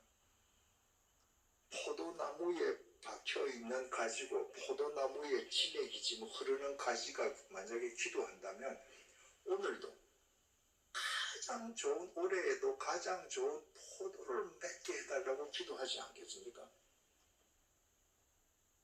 그러니까 그 농부가 그 가지를 위해서 좋은 비료도 주고 가지도 쳐주고 할 수 있는 모든 걸 다 하지 않겠습니까? 모든 거 다 얘기를 안해 다 이루어줄게. 마태복음 21장 22절을 한번 들어보십시오. 너희가 기도할 때에 무엇이든지 믿고 구하는 것은 다 받으리라 하시니라. 너희들이 뭐든지 기도할 때 믿고 구하는 건 다 받을 거다. 이거 기도회 시간에 많이 인용되는 성경 구절이죠. 믿고 내가 구하면 주님께서 주실 줄로 믿습니다. 이렇게 되는 거죠. 근데 믿는다는 이 동사 헬라말로 피스티스라고 하는데 믿음을, 그 피스티스라는 그 헬라어 명사는 말입니다. 신실이라는 뜻하고 똑같습니다. 우리나라 말은 믿음, 신실이 구별되어 있죠. 헬라 말에는 믿음과 신실이라는 단어가 구별되어 있지 않습니다. 그러니까 피스티스라는 단어 하나로 믿음으로도 되고 신실로 되는 겁니다. 그러니까 여러분들이 앞으로 신약 성경을 읽으실 때 믿음이라는 단어가 나오면 그 믿음을 신실로 바꿔서 대입하시면 그 의미를 정확하게 아실 수 있습니다.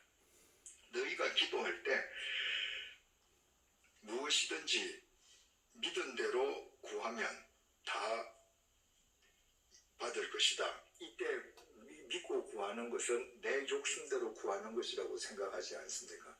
그런데 믿고를 신실로 바꿔보세요.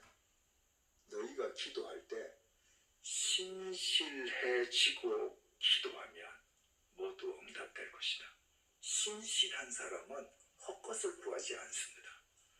신실한 사람은 자기 욕망의 것을 구하지 않습니다. 신실한 사람은 자기 욕망의 기도를 버리기 위해서 기도합니다. 신실한 사람은 하나님과 바른 관계 속에서 살기 위해 기도합니다. 그 기도를 왜 주님께서 들어주시지 않겠습니까? 요한복음 14장 13절에서 14절 한번 찾아보십시다.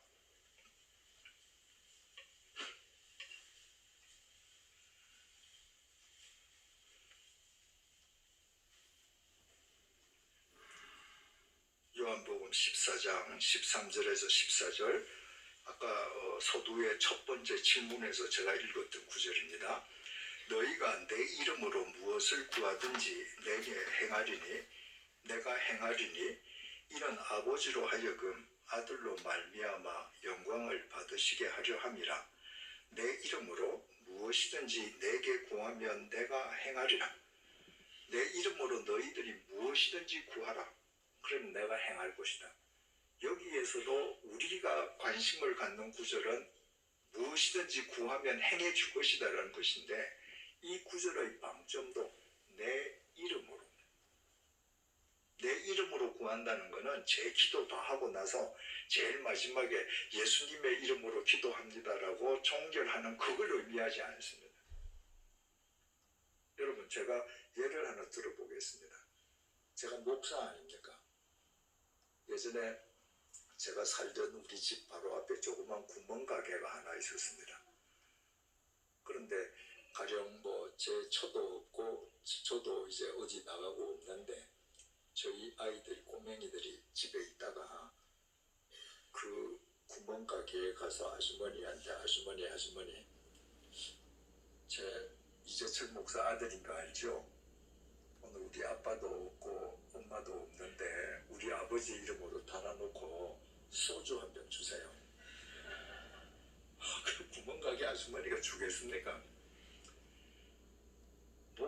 아버지 이름으로 소주 외상도 구합니다. 근데 그 아들이 가서 우리 엄마 아빠 안 계시는데 아버지 오시면 드릴 테니까 우리 아버지 이름으로 달아놓고 라면 4개만 주세요. 주지요. 목사 이름에 걸맞는 거니까. 예수님께서는 지금 말씀하셔요. 너희들이 내 이름으로 기도해라. 예수님 이름으로 기도하는 것은 너희가 내 안에 거하고 내 말이 너 안에 거하면 똑같은 말이 돼요. 예수님의 이름으로 여러분들의 헛것을 구할 수 있습니까?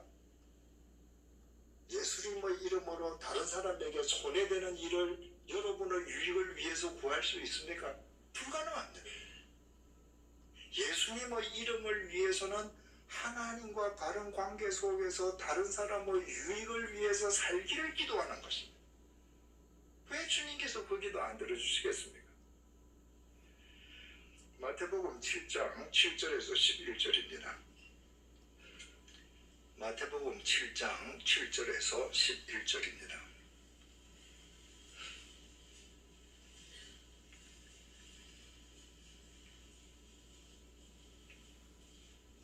구하라 그리하면 너희에게 주실 것이요 찾으라 그리하면 찾아낼 것이요 문을 두드리라 그리하면 너희에게 열릴 것이니 구하는 이마다 받을 것이요 찾는 이는 찾아낼 것이요 두드리는 이에게는 열릴 것이니라. 너희 중에 누가 아들이 떡을 달라 하는데 돌을 주며 생선을 달라 하는데 뱀을 줄 사람이 있겠느냐? 너희가 악한 자라도 좋은 것으로 자식에게 줄 알거든 하물며 하늘에 계신 너희 아버지께서 구하는 자에게 좋은 것으로 주시지 않겠느냐? 여러분 이 주님의 말씀 뜻이 뭡니까? 얘들아, 세상에 어느 부모가 빵을 달라는 자식한테 돌 주겠니? 생선을 달라는 자식한테 뱀을 줄 부모가 있겠니? 너희들이 말이야, 악한 인간이라고 해도 자식한테 좋은 거 주지 않겠니? 여기에 주석을 가한다면 말이죠. 네가 살인 강도라 해도 네가 살인 강도짓 한 그 돈으로 너희들 자식들한테 뭘 사다 줄 때는 좋은 거 사가지 않겠니? 하물며 하늘에 계신 너희 아버지께서 너희들에게 좋은 것으로 주시지 않겠니? 이거 비교급입니다. 무엇보다 좋은 것? 네가 기도한 것보다 좋은 것. 네가 늘 헛것을 구하는데 네가 헛것 구한 것보다 더 좋은 거 하나님께서 주시지 않겠니? 정말 나한테 필요한 거? 여러분이 살아온 인생을 쭉 한번 되돌아보십시오. 여러분들이 계획한 거, 여러분이 기도한 대로 인생이 전개되었습니까? 아니죠. 여러분들이 계획한 대로 된 것은 거의 없고요. 전부 다 되어진 일들입니다. 우리가 주님을 믿는다면 그 되어진 일들을 주관하신 분이 누굽니까? 주님이세요.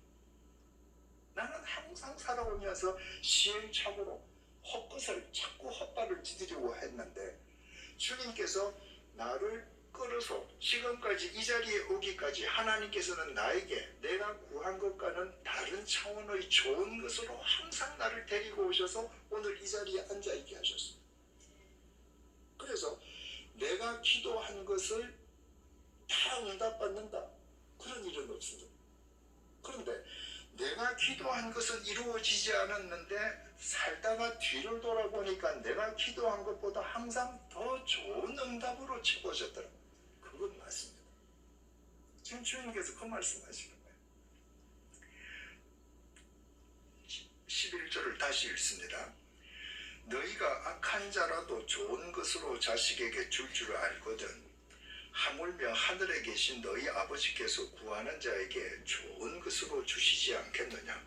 그러므로 무엇이든지 남에게 대접을 받고자 하는 대로 너희도 남을 대접하라. 이것이 율법이요 선지자니라. 기도의 결론입니다. 예수님의 결론입니다. 이 마태복음 7장 12절 무엇이든지 남에게 대접을 받고자 하는 대로 네가 먼저 남을 대접해줘라. 이걸 2000년 동안 교회는 기독교의 황금률이라고 했습니다. 그리스도인이 살아가는데 삶에서 딱 하나의 지표가 될 성경 구절을 뽑으라고 하면 마태복음 7장 12절 이것이 황금줄이라고 했습니다.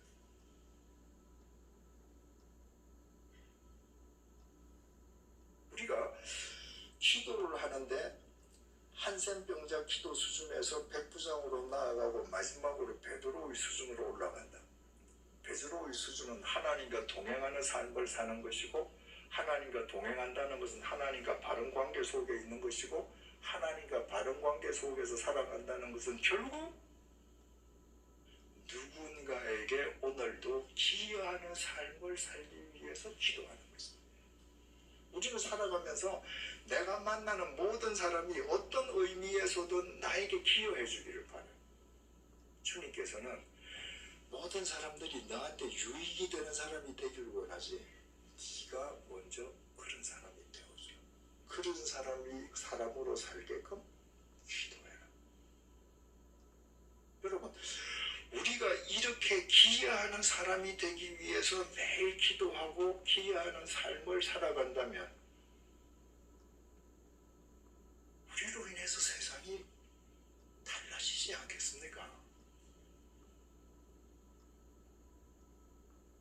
오늘 아침에도 내가 일어나서 주님, 내가 오늘도 사는 이 동네에 내가 누구에게 어떤 삶으로 기여할 수 있을는지, 내가 오늘도 일터에서 단 한 사람에게라도 내가 기여하는 삶을 구체적으로 살 수 있도록 주님 저를 도와주십시오. 그런 삶이 거듭되어 갈수록 우리를 거룩하고 의로운 사람으로 빚어주어 가지 않겠습니까? 여러분들께서 기여하는 삶을 살지 않고 기여하는 삶, 그것이 하나님과 동행하는 삶이고 하나님과 바른 관계 속에 있는 삶이라는 것을 알지 못하고 여러분이 평생을 나 혼자처럼 내 문제를 놓고 내 문제가 이루어졌다고 기뻐하고 내 자식 출세 성공을 위해서 기도하면요, 여러분이 그런 삶을 살면서 부자로 살면 살수록 여러분들은 이 세상을 더럽히다 가는 사람이 됩니다. 여러분, 제가 여러분들께 한번 질문을 해보겠습니다. 여러분 태어나서 지금까지 깨끗한 물 얼마나 많이 마셨습니까? 어디로 갔습니까? 소변으로 다 버렸습니다. 여러분이 그동안 먹은 좋은 음식 얼마나 많습니까? 어디 갔습니까? 변으로 다 버렸습니다.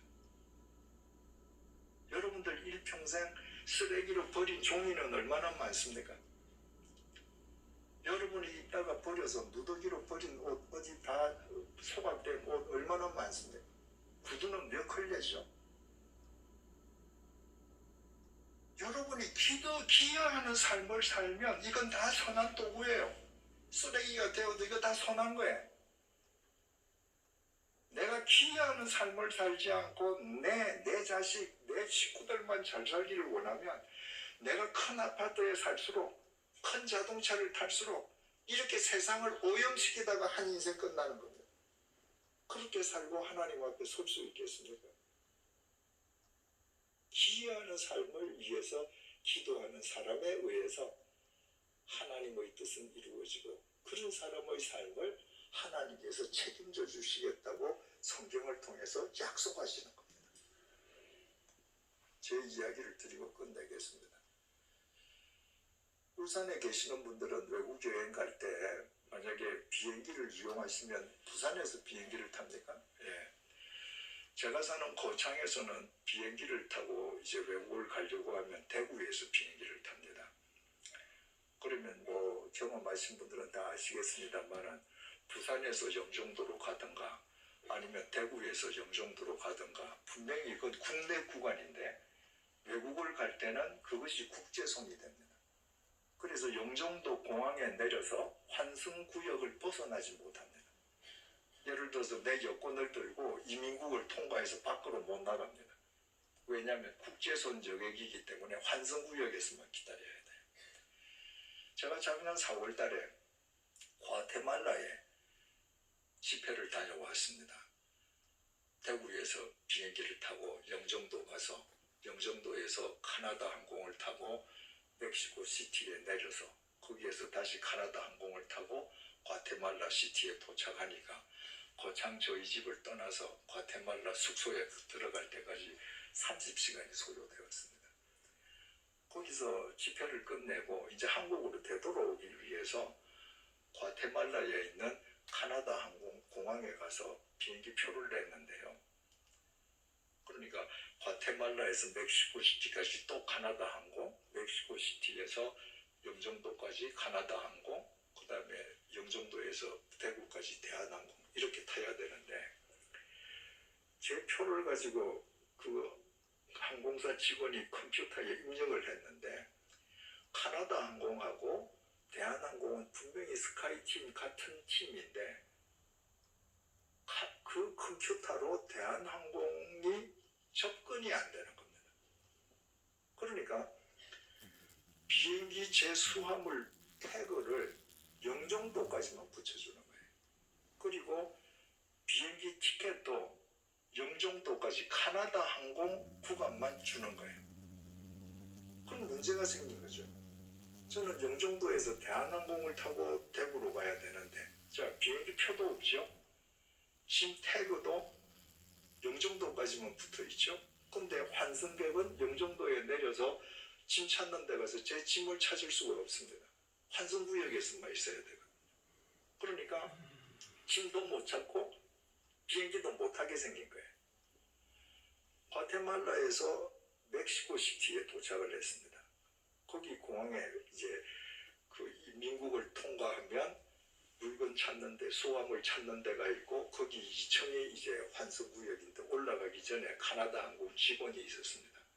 그래서 거기에 제 표를 주고 지금 과테말라에서 대한항공에 접근이 안 된다고 내가 항공권도 받지 탑승권도 못 받고 화물도 태그를 못 붙였는데 이거 어떻게 해결하면 좋으냐 그랬더니 이 사람이 한참 보더니 그 참 답답하겠다. 그런데 자기가 들어가도 멕시코 시티에서도 대한항공 국내선 이 구간이 접근이 안 되는 겁니다.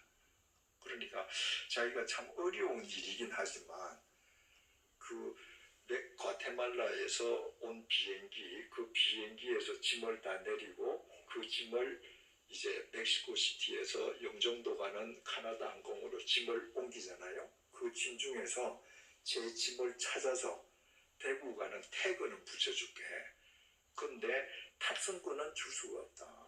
그게 일단 짐만 가게 하자. 그런데 그 이야기를 하는데 옆에 수화물 벨트에서 제 짐이 나오는 거예요. 그 짐이 거기서 나오면 안 되거든요. 제 짐은 서울 가는 비행기를 타야 되는데 무슨 실수인지 그 짐이 나오는 거예요. 그래서 저건 내 거다. 이제 그분이 대구까지 붙여줬습니다. 그런데 영종도에 도착해서 대구 가는 비행기를 환승하는 시간이 50분밖에 여유 시간이 없었습니다. 만약에 카나다 항공이 늦게 도착을 하면 대한항공은 제가 카나다 항공으로 오는지 모르는 겁니다. 그럼 대한항공은 그냥 떠나버릴 수가 있는 거예요. 제가 카나다 항공을 타고 대한항공을 탄다고 대한항공 컴퓨터에 입력이 돼 있어야 태평양을 13시간을 날아오면서 혹시 1시간 정도 비행기가 연착하더라도 대한항공이 안 떠나고 기다려주거든요. 이거 어떻게 해결해야 되냐? 라운지에 가서 이제 앉았습니다. 앉아서 제가 바로 이 아이패드를 켰습니다.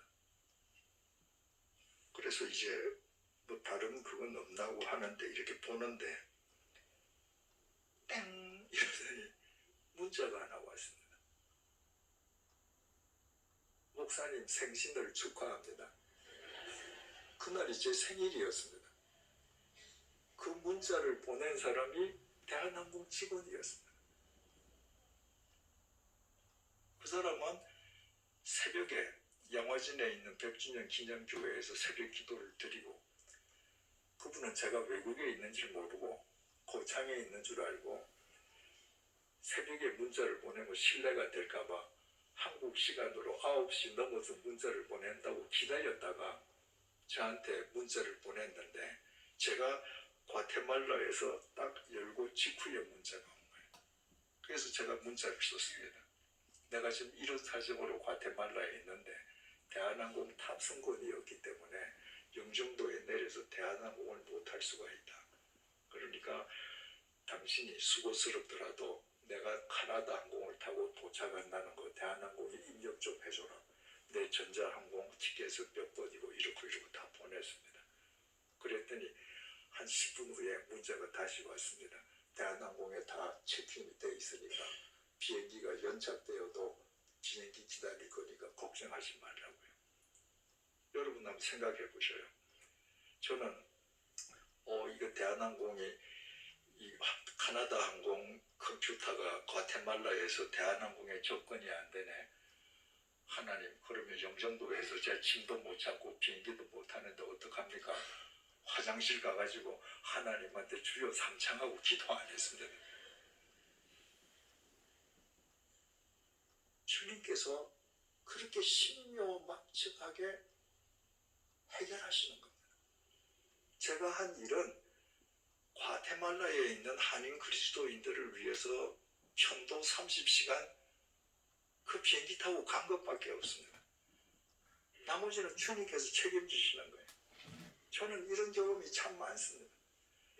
제가 제네바에서 살 때 1998년도 제네바에서 3년 동안 살았는데 99년도에 베를린에도 집회가 있었습니다.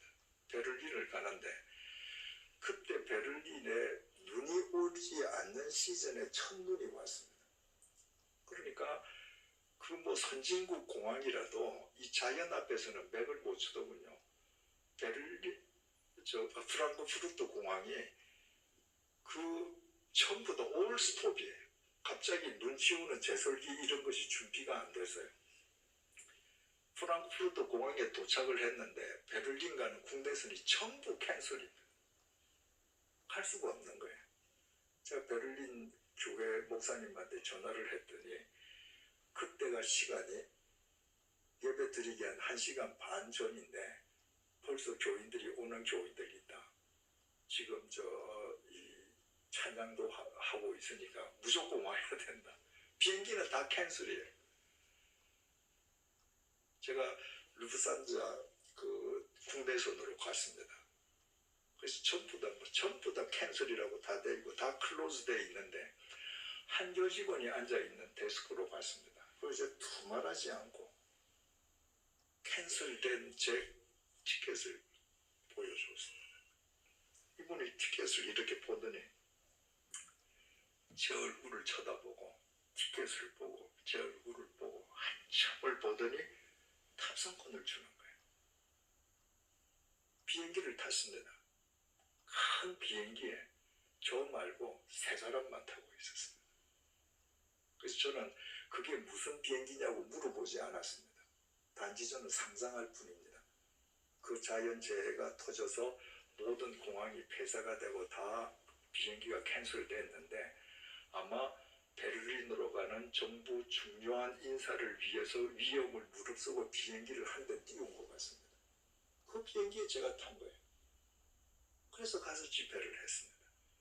그러니까 내가 하나님과 동행하고 바른 관계에 있으면서 누군가에게 유익이 되는 삶을 살고자 할 때 하나님께서 책임져 주시는 것을 우리가 삶 속에서 확인해 갈 때 그것이 우리의 영적인 힘이 되는 것입니다. 서두의 질문 3개를 이제 매듭 지으십시다. 첫 번째 질문, 요한복음 14장 13절 14절을 제가 다시 읽습니다. 너희가 내 이름으로 무엇을 구하든지 내가 행하리니 이는 아버지로 하여금 아들로 말미암아 영광을 받으시게 하려 함이라. 내 이름으로 무엇이든지 내게 구하면 내가 행하리라. 무엇이든지 구하는 대로 다 행해준다는 것은 엄청난 특권이라고 했습니다. 왜 주님께서 우리에게 이런 특권을 주십니까? 나 혼자 잘 먹고 잘 살라고? 아닙니다. 누구에겐가 기여하는 삶을 살라고. 주님과 동행하면서 누군가를 위한 생명의 통로가 되어주라고. 그래서 이 특권을 주시는 거예요. 여러분, 대통령은 청와대에서 삽니다. 대한민국 어떤 재벌집이 청와대에 그 정원을 당할 수 있겠습니까? 대통령은 방탄차를 탑니다. 경호원들이 붙습니다. 그 자기 돈인가요? 아닙니다. 전부 우리 세금입니다. 우리가 대통령한테 그런 특권을 주는 거예요. 왜 줍니까? 우리가 우리 세금 내어서 당신 방탄차 타고 좋은 청와대에서 편안하게 살고 좋은 정원에서 산보하고 다 하게 해줄 테니까 나라를 바르게 정치하라고 특권을 주는 거예요. 그런데 그 특권을 받은 대통령이 국민을 위해서 일하지 않고 자기 욕심을 위해서 그 특권을 사유화한다? 국민의 저항을 받는 겁니다.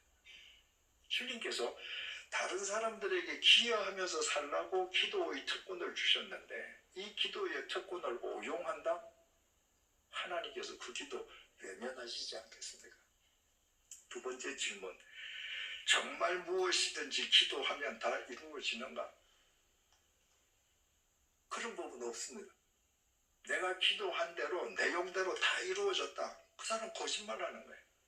그러나 나는 A를 구했는데 주님께서는 B로 응답해 주셨다. 그래서 나는 기도 응답 다 받았다. 그것은 그리스도인의 고백입니다. 그래서 범사에 감사해지는 거예요. 내 기도가 응답되지 않은 것도 감사해요. 왜? 그 무응답 속에 하나님의 응답이 담기거든요. 세 번째, 마태복음 5장 13절에서 14절. 너희는 세상의 소금이니 소금이 만일 그 맛을 잃으면 무엇으로 짜게 하리요? 후에는 아무 쓸데없어 다만 밖에 버려져 사람에게 밟힐 뿐이니라. 너희는 세상의 빛이라. 산 위에 있는 동네가 숨겨지지 못할 곳이요. 우리가 지금 세상의 빛이고 소금으로 살고 있습니까? 만약에 그렇지 못하다면 이제는 그 이유 아시겠죠? 우리가 평생 기도하면서 한생변자 수준에 머물러 있었기 때문에. 여러분, 오늘 이 밤을 계기로 한생병자 수준에서 백부장 수준으로, 백부장 수준에서 베드로 수준으로 우리 나아갑시다. 비록 우리가 작게 모였다 할지라도 우리가 정말 세상 사람들에게 기여하고 하나님과 바른 관계 속에서 살기 위해 기도하는 사람으로 변모되는 한 우리를 통해 주님의 역사는 반드시 이루어질 것입니다. 기도하시겠습니다. 장장 1시간 40분 넘게 긴 설교, 그러나 정말 중요한 말씀을 들었습니다. 모두 이 기도학교에서 특별 강사로 모신 이재철 목사님을 통해서 큰 은혜 받으시기를 바랍니다. 오늘 또 감사합니다. 내일 마지막 시간에는 더 중요한 메시지, 결론의 메시지로 또 드리겠습니다. 감사합니다.